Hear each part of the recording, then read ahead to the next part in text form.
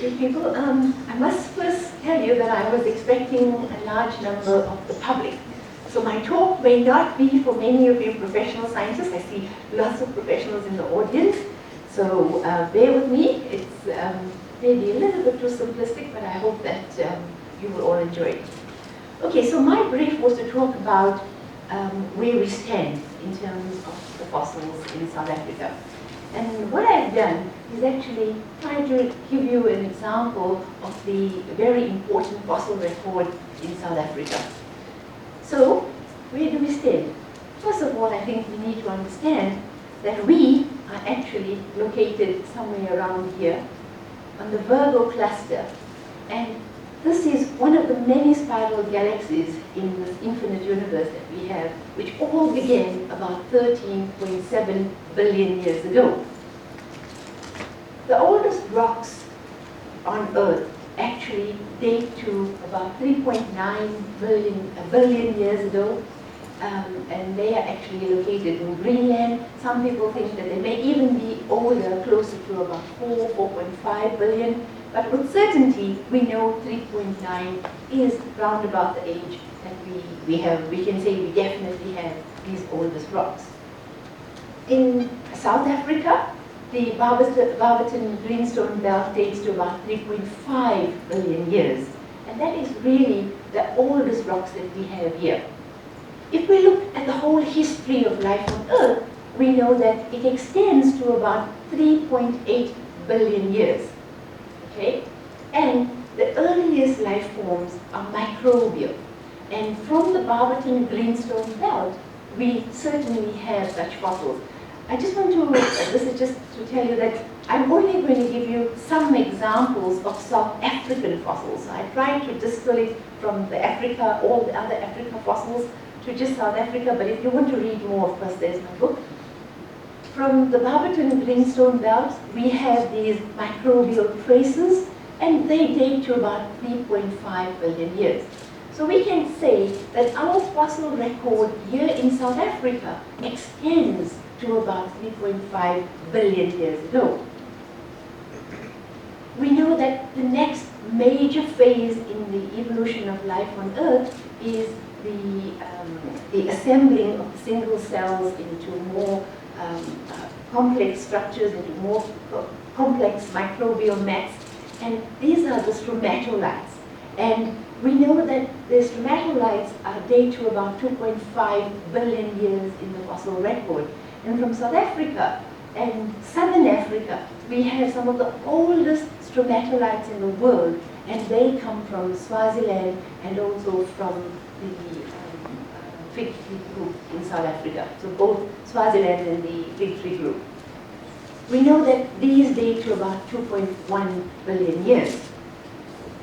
What you're seeing here are modern living stromatolite colonies, and these actually you find particularly in Australia, in Hamlin Pool, and in Shark Bay. So these are living places where you can actually go and see these stromatolites developing and growing, still growing. The next major development in the evolution of life on Earth is the development of multicellular organisms. And for a long time, we believe that multicellular organisms started at about 575 million years ago. And there are about 30 different localities around the world. The most famous, of course, is the Burgess Shales.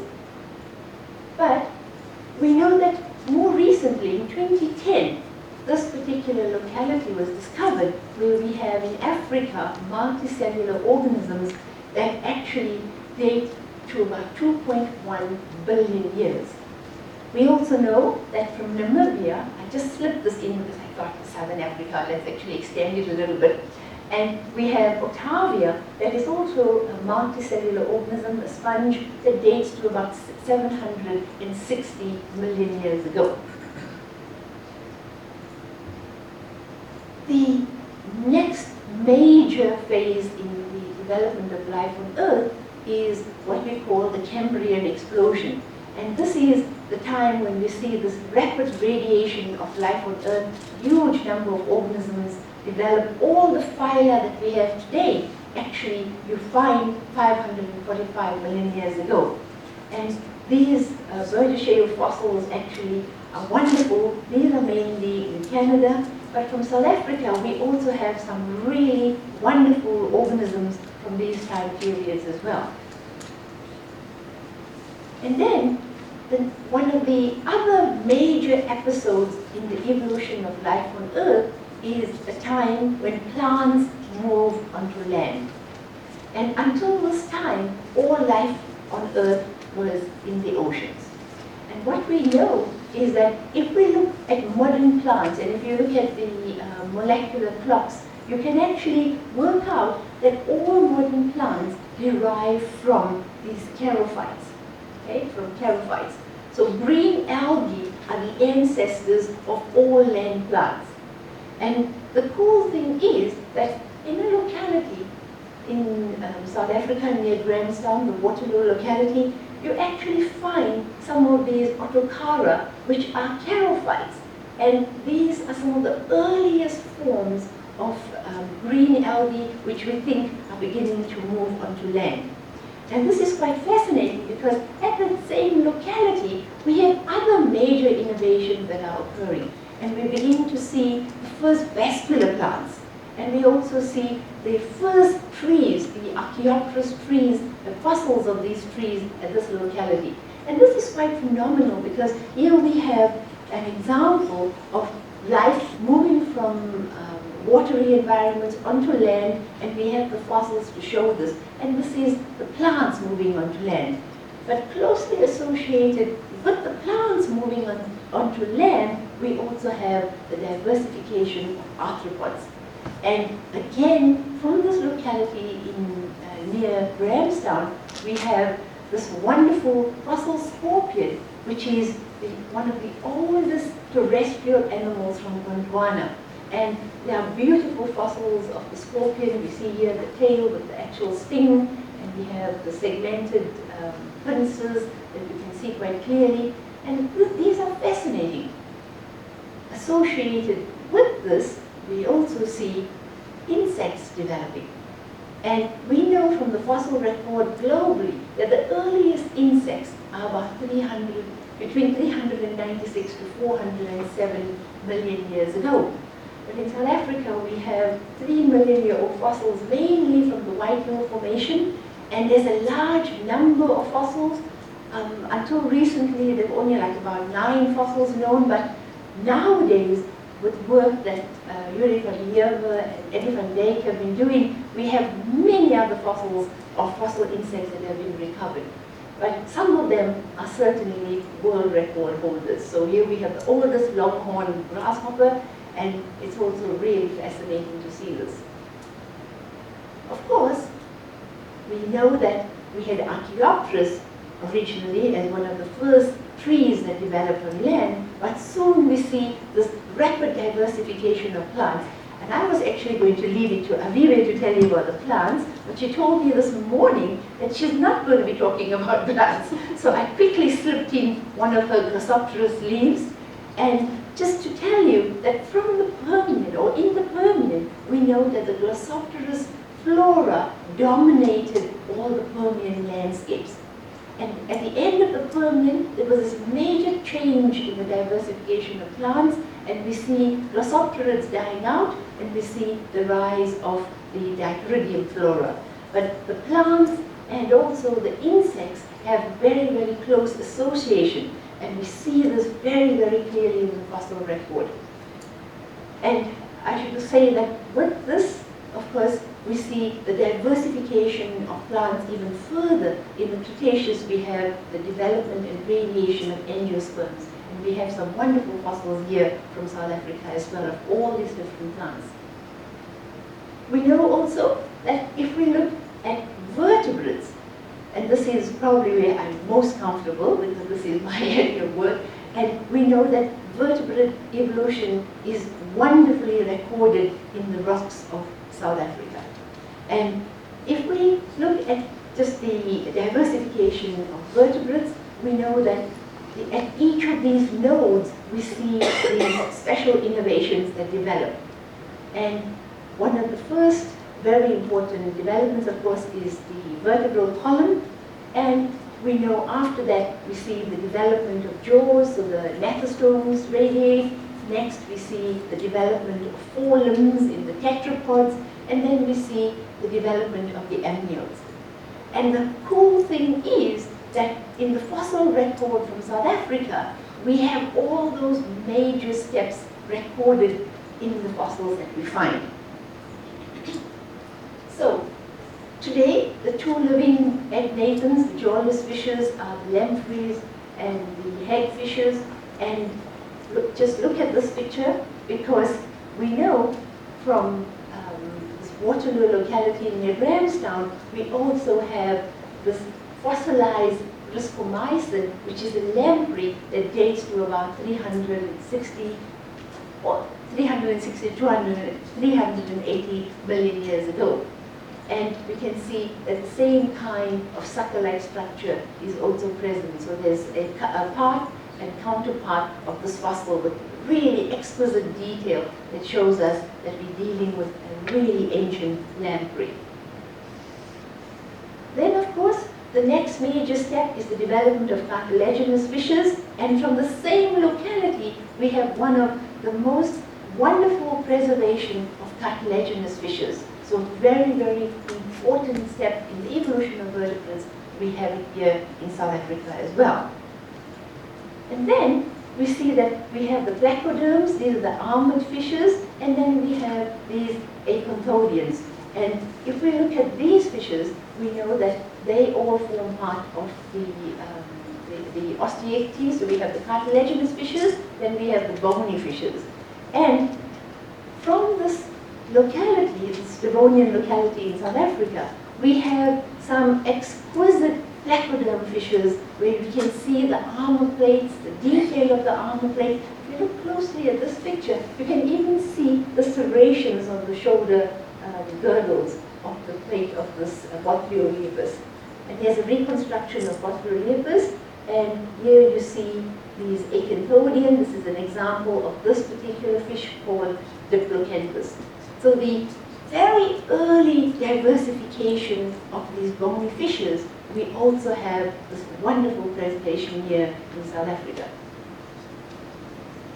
Then, of course, the next major step is the movement onto land. And we know that we have from these pectoral and pelvic fins of these basal sarcopterygian fishes, we see the evolution of first tetrapods. And from South Africa, we also have some wonderful fossils that actually tell us something about this early radiation of amphibians, so this movement onto land. So this again, just to come back to this chart showing the vertebrate evolution. So we have bony fishes. From this group, we see the movement onto land, where we get the amphibians. And then the next major step is the diversification of the reptiles. And when we look at the Permian, we see from this point onwards, we see reptiles actually dominate all the landscapes, all the terrestrial landscapes, and even actually in aquatic landscapes, we see that reptiles become dominant. And one of the main things about the success of reptiles is the development of this particular egg called the amniotic egg. And that's where the term amniotes come from. So the development of the amniotes is really one of the major impetuses for the diversification or further diversification of the reptiles. And if we look at this chart, this is actually from my book, it really shows us how we have from this basal stock of amniotes. So we have amphibians, remember from the chart, we have amphibians that move onto land. We have reptiles where we have the development of the clodoic egg. And then we have the diversification of all the reptiles. And you can see this lineage is the diapsid lineage. We have the anapsid lineage and the synapsids here. The synapsids, of course, are important because they are the group that give rise to the mammals. So this is the line where mammals originate. The diapsids, of course, are the group which gives rise to the archosaurs, which gives rise to the dinosaurs, also crocodilians, pterosaurs, and of course dinosaurs that gave rise to birds. And then we have other groups of other reptiles, the marine reptiles, which are the euryapsids, and the lepidosaurs that are a different branch. So this chart summarizes it.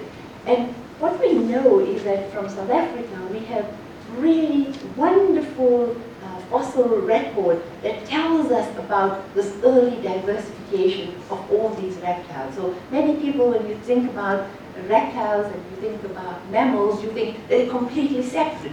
But in fact, when we look at a cladogram like this, we understand how the diversification actually happened.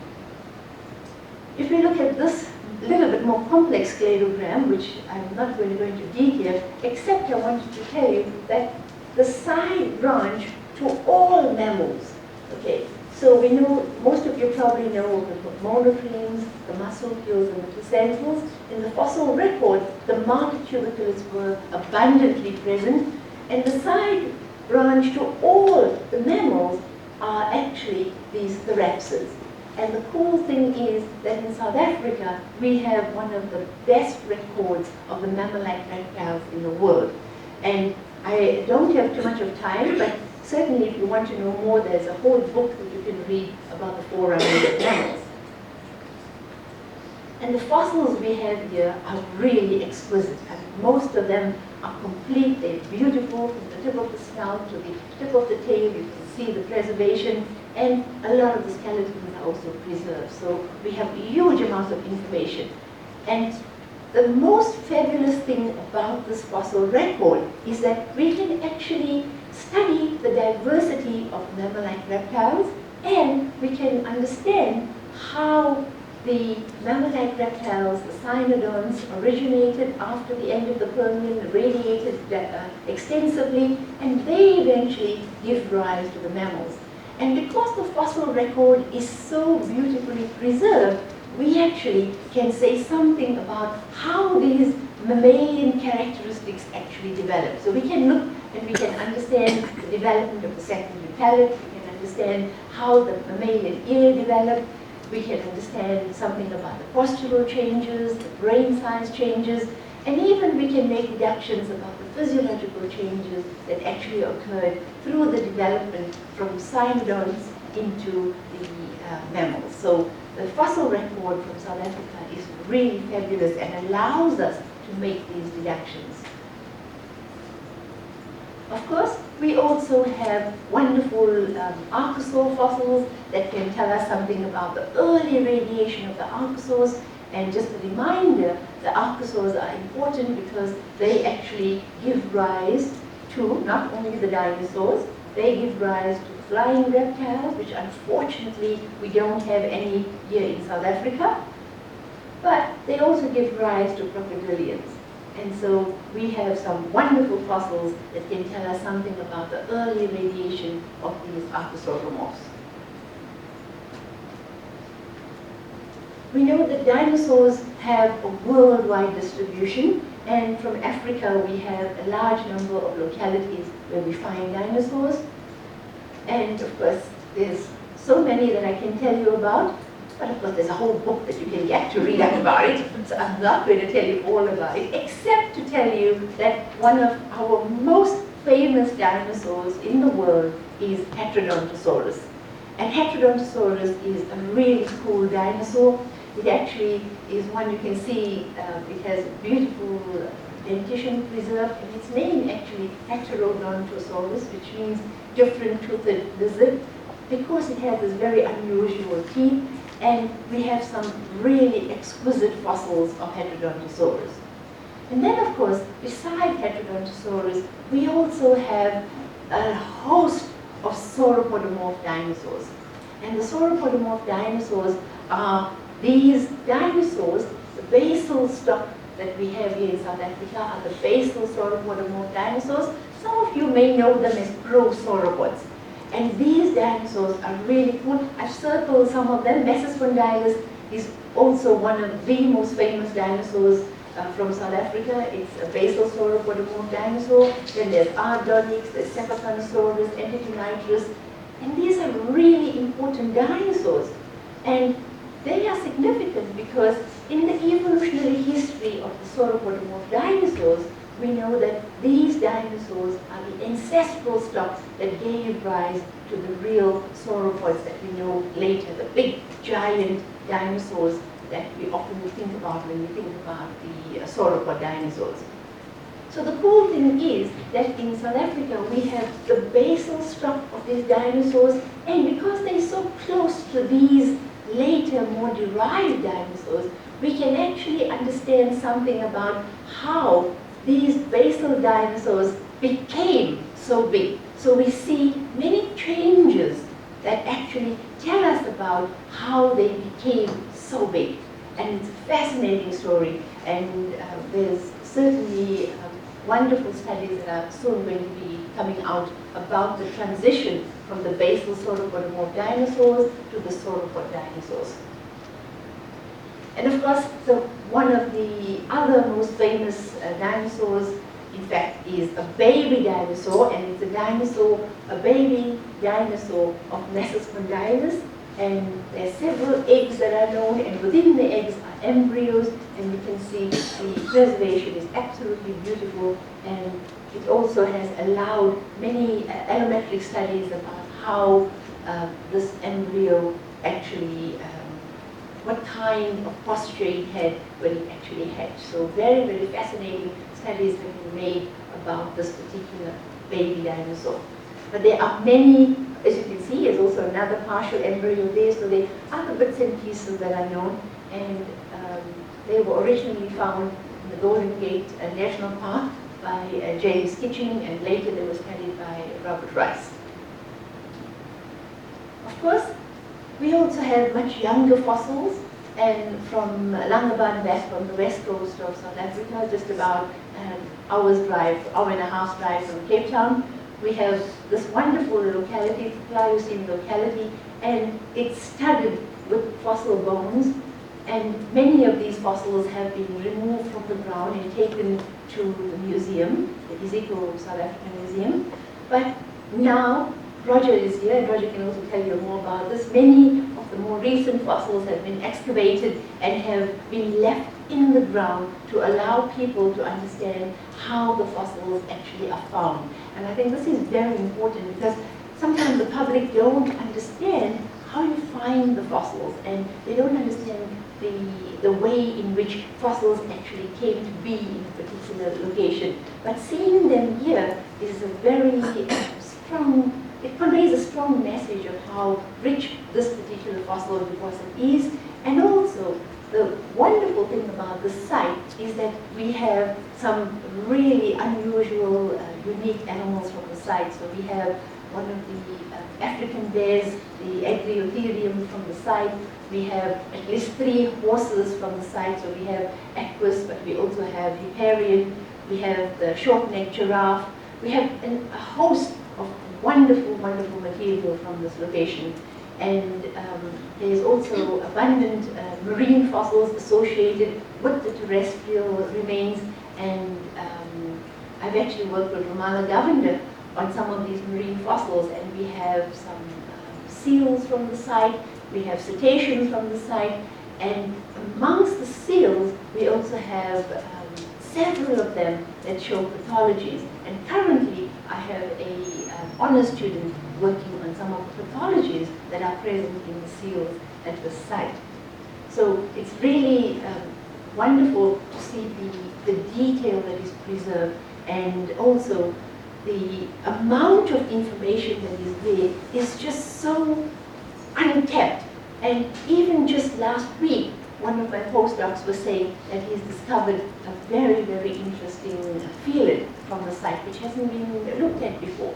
And a lot of the material has been collected, but they just haven't been worked on.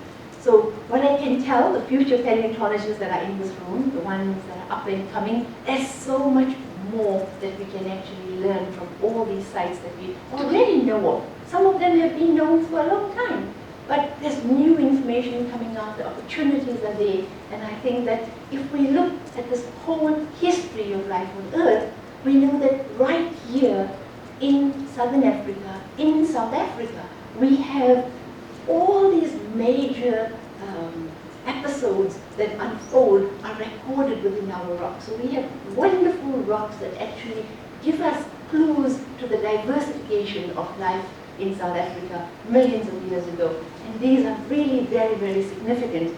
And we can actually celebrate these fossils. And I'm really so thrilled that Julian organized the symposium, because I think it's wonderful for us to understand what we have today, and also to look back and understand what did people understand about the fossil record before we actually did these kind of studies, and of course to understand also what there is still to be discovered.